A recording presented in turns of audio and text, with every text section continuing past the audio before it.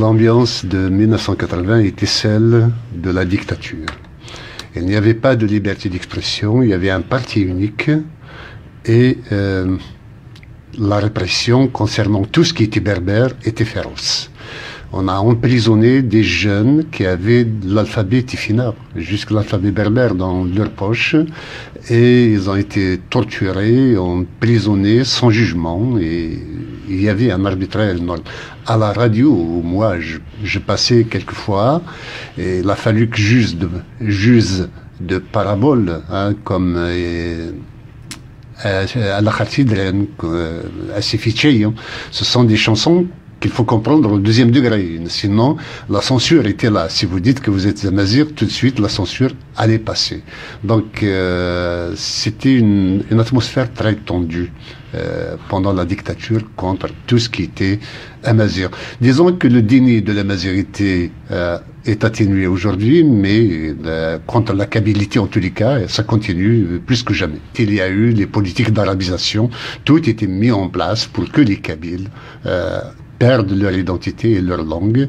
Et c'est dans ce contexte-là que dans les années 70, la Kabylie a essayé de retrouver un second souffle. Notamment, la Kabylie s'est investie dans le savoir. Celui qui n'envoie pas ses enfants à l'école, ou celui dont les enfants à l'école ne travaillaient pas bien, c'était encore francophone, hein, il faut le dire, n'était pas bon dans le village, n'était pas estimé. Hein.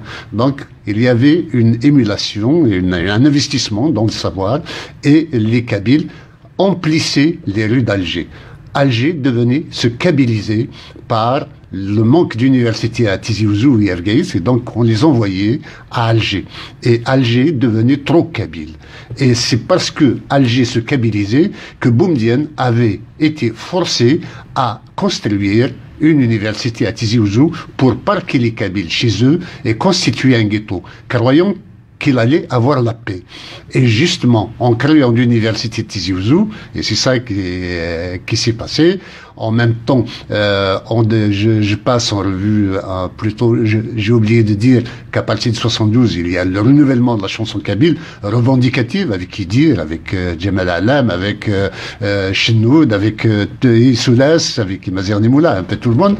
Et donc, les Abranis, voilà, il y a Chami avec nous. Donc, ce réveil et culturel et chansonnier et revendicatif a permis que, avec Alger qui se kabylisait, qu'on crée une université à Tizi Ouzou. Et là, les étudiants ont commencé justement. Il n'y avait que des Kabyles. Il n'y avait pas d'opposition comme à Alger, où il y avait souvent des tensions entre arabophones et kabylophones. Donc, il y a eu organisation d'un certain nombre d'activités culturelles qui ont abouti un jour à l'invitation de Moulid Mamri le 10 mars pour une conférence qui fut interdite. Il était attendu par des étudiants pour une conférence et ils ont attendu toute la journée. Ils n'ont rien vu. Finalement, Moulid Mamri a été intercepté. Il était venu, mais intercepté à ce qu'on appelle de la Merda aujourd'hui, ex-Berabo, et emmené au siège de la wilaya. À partir de là, on lui avait dit que sa conférence était de nature à troubler l'ordre public et par conséquent qu'elle était interdite. Ils l'ont raccompagné jusqu'à la sortie de la wilaya de Tizi Ouzou. Ce n'est qu'une fois qu'il est arrivé chez lui, à Alger, le soir, qu'il a téléphoné à ceux qui l'ont invité pour dire voilà ce qui s'était passé. Donc, nous, les étudiants croyaient que c'était un canular qu'il leur avait fait, qu'il leur avait promis, qu'il n'était pas venu. Et donc, le lendemain, en apprenant cela, le lendemain, il y a eu une petite réunion entre moi, Houssine Belhouas, comment il s'appelle, Ramadan Achab et Hen Sadi, au café Le Qahwa Elmir à Tizi Ouzou. Et là a été décidé une assemblée générale des étudiants à l'université qui a abouti à la prise de décision de marcher dans la ville. C'était la première marche à Tizi Ouzou depuis donc depuis l'indépendance de l'Algérie. La conférence était pour le 10, elle a été interdite le 10, et le 11 mars, il y a eu la première marche. Alors pourquoi est-ce qu'on retient le 20 avril? Le 20 avril, à partir du 11 mars, il y avait amplification à travers les universités par les Kabyles, les étudiants kabyles à Alger et à Sétif notamment. Et ça bouillonnait tout le temps. Et puis, entre-temps, nous avons organisé la première marche à Alger, c'était le 7 avril 1980. Et à partir de cette date, l'université était tombée, avait décidé de faire grève à Tizi Ouzou. J'ai oublié aussi un détail, c'est que le 20 mars, un article du directeur, du rédacteur en chef d'El Moudjahid, directeur même d'El Moudjahid, Kamal Belkacem, avait traité Mouloud Mamri de harki pratiquement, d'un traître à la patrie, ce qui nous a scandalisé et ça a encore ajouté de la tension et du bouillonnement parmi nous. Et moi, je faisais des galas suivis de débats dans tous les campus universitaires, et là où je passais, je faisais adopter des motions de soutien à la marche de Tizi Ouzou et contre l'interdiction de Mamri. Et à partir du début avril, on préparait une marche pour le 7 avril en concertation et en coordination avec Hassine Ahmed, qui organisait la même chose ici à Vincennes, ici à Paris. Et cette tentative de manifestation, on a appelé ça tentative de manifestation parce que les Français n'ont pas permis à cette manifestation d'avoir lieu, comme les Algériens. Donc on a une photo du début de la marche et puis les forces de répression. Nous n'étions pas nombreux, hein. Nous étions à peine 100 à 150 personnes. Et les forces qui étaient devant nous, qui nous ont plaqués contre le mur de l'hôpital Mustafa Bacha, étaient pratiquement 200 ou 300, donc chacun armé d'un gourdin, et donc c'était pas la partie était inégale et pratiquement tout le monde était embarqué. Voilà. Mais le soir, tout le monde fut relâché sauf une personne, et étrange, pour la première fois, la télévision algérienne parle d'une tentative de manifestation contre-révolutionnaire à l'époque. Et c'était comme un déclenchement d'un processus qui n'allait plus s'arrêter. C'était une sorte de montée aux extrêmes en termes militaires. C'est-à-dire que dès lors que la télévision avait rendu public cette marche, ordre a été donné à toutes les sections du parti unique, toutes les cellules, toutes les organisations de masse, que ce soit l'UNPA, l'UNFA, c'est-à-dire les paysans, les étudiants, les femmes, l'UJTA, toutes les sections satellites du FLN et le FLN même ont envoyé des messages à la presse de soutien au système et de demande de condamnation sévère, de châtiment contre les marcheurs contre-révolutionnaires. Et nous, en Kabylie, on continuait de mobiliser. Et je me souviens que le 12 avril, je devais chanter, justement, pour continuer un peu cette mobilisation, à Sidi Aïch et à El Qsar. Mais avant que je n'arrive, les autorités étaient au courant, donc elles sont intervenues, mais la population ne s'est pas laissée faire, et il y a eu des émeutes à El Qsar et à Sidi Aïch. Et d'ailleurs, Le Monde n'a pas manqué de souligner cela dans son édition du 14 avril, de dire que dans la vallée de la Soumam, c'est le chanteur Farhat qui aurait mis des feux aux poudres. C'était exactement son expression. Et le 16 a eu lieu la première grève générale. C'était ce jour-là que j'ai été arrêté personnellement. Le 16 a été aussi le jour où le ministre de l'Intérieur, donc le pouvoir en place, avait décidé de lancer un ultimatum pour évacuer l'université de Tizi Ouzou, foyer de tension et d'agitation pour eux. Et l'université n'a pas obtempéré. Hein, donc c'était pour le 20, il fallait évacuer avant le 20. Et effectivement, dans la nuit du 19 au 20, les troupes sont entrés dans la nuit à l'université. Ils ont massacré les étudiants avec des chiens, avec des matraques. Et il y avait le lendemain 547 personnes qui étaient répertoriées avoir reçu des soins ce jour-là. Je ne sais pas ce qui s'est passé à Mdouha, s'il y a eu viol ou non, mais en tous les cas, il n'y avait pas de mort. Mais c'était suffisant pour que la Kabylie descende dans la rue. Et là, il y a eu des arrestations massives, mais la Kabylie a organisé des barricades. Mais autour de la Kabylie, il y avait aussi des barrages pour que personne ne sorte, personne ne rentre. Donc la Kabylie était complètement isolée pour l'époque. À ce moment-là, il n'y a que les étudiants ou est-ce que les villageois commencent à descendre? Est-ce que le mouvement populaire prend... Non, les étudiants ont été massacrés, donc ils n'étaient plus là. L'université a été évacuée de force. Ce sont les populations qui ont pris le relais. Donc c'est la Kabylie qui est descendue dans la rue et tout était bouclé autour de la Kabylie. La presse française avait parlé des 3 glorieuses de la Kabylie, puisque le 24, 25, 26 avril étaient les moments les plus tendus de l'agitation populaire, de la mobilisation populaire, des barricades et de la lutte contre les forces de répression. Donc vous vous faites arrêter, vous n'êtes pas seul, vous êtes combien avec vos camarades de lutte?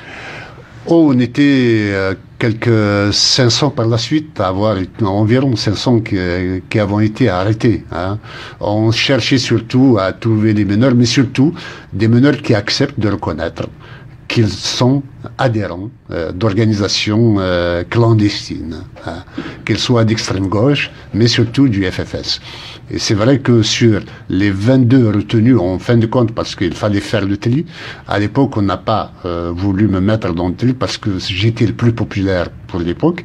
Donc, on a préféré me libérer le 14 mai. Et à partir de là, à partir du 15 ou du 16, on a rendu public la liste de ceux qui n'étaient pas libérés.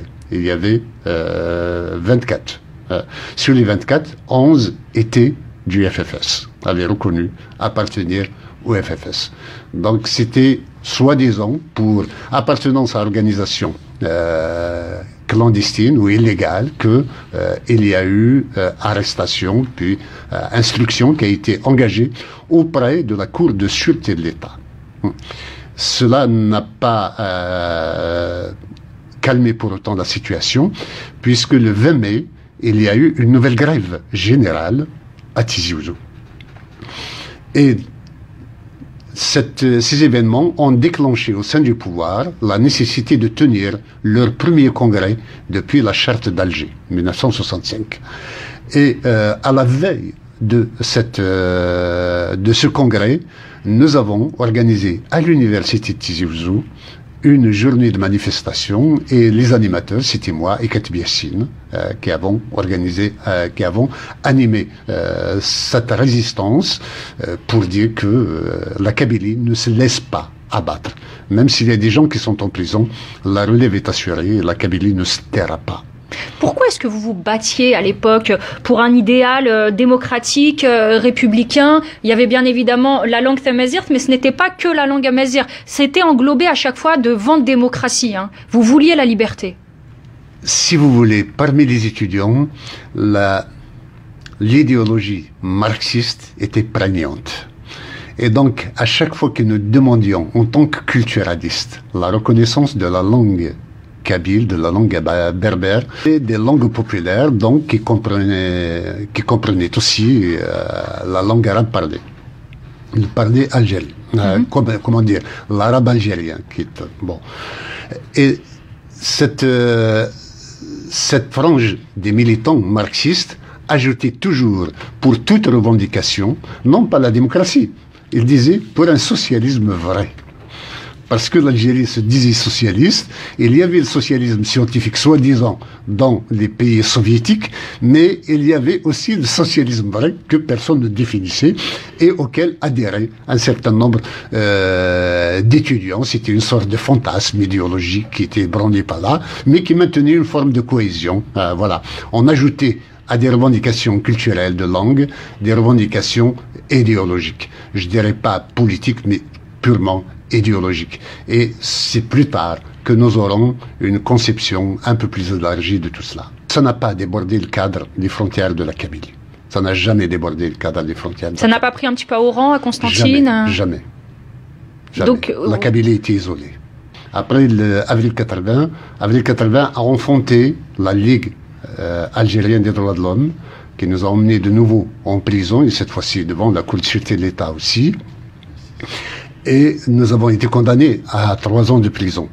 À la sortie, par grâce présidentielle, soi-disant en 87, nous allions replonger à partir de 88 en créant une nouvelle organisation, survinrent les événements d'octobre 88 et donc la démocratisation. Et c'est là qu'il y a eu fracture du MCB, si vous voulez, la Kabylie divisée en deux entre le FFS et le RCD. Durant le printemps berbère, c'était une forme d'organisation clandestine. Comment est-ce que vous vous organisiez? Il y avait des assemblées générales? Comment ça se passait? Il y avait des meetings permanents et des conclaves permanents au sein des universités où il y avait des prises de parole. Hein. Mais ces prises de parole étaient organisées par des clans, hein, des groupes. Et ces groupes ont des objectifs à faire valider par l'Assemblée générale. Donc, entre marxisants et berbérisants, il y avait, berbéristes et marxistes, il y avait souvent confrontation, mais toujours consensus. On arrive toujours à trouver les formules qui arrangent les uns et les autres pour des décisions communes. Donc tout était discuté, oui, voté éventuellement. Mais par la suite, le MCB est créé, on ne sait pas comment. Hein, c'est tout le monde qui se réclame du MCB, du mouvement culturel berbère, mais sincèrement, personne ne peut attester de sa paternité. Qui c'est qui l'a créé ou qui ne l'a pas créé? C'est un mot, une expression qui a fusé comme ça et par la suite qui a été utilisée. Et ce n'est qu'à partir de 1982 ou 83 qu'il y a eu une première signature au nom du MCB. C'était toujours le comité estudiantin de l'université de ceci, de cela, qui officiait, qui avait autorité à donner des instructions. Est-ce qu'aujourd'hui, quand vous faites le bilan de ces événements, 1980, comme on l'a appelé le printemps berbère, est-ce que vous vous dites on aurait dû plutôt faire les choses comme ça, on n'aurait pas dû s'organiser comme ça? Écoutez, l'histoire ne se refait jamais. Nous avons fait, chacun a fait ce en quoi il croyait à l'époque. Les hommes sont déterminés historiquement par les conditions qui sont les leurs, par les problèmes qui sont les leurs. On ne s'organise pas autrement que ce que l'on croit et que ce que l'on peut. Donc, nous avons eu ce cheminement, c'est parce que il n'y avait pas les conditions matures nécessaires pour aller autrement.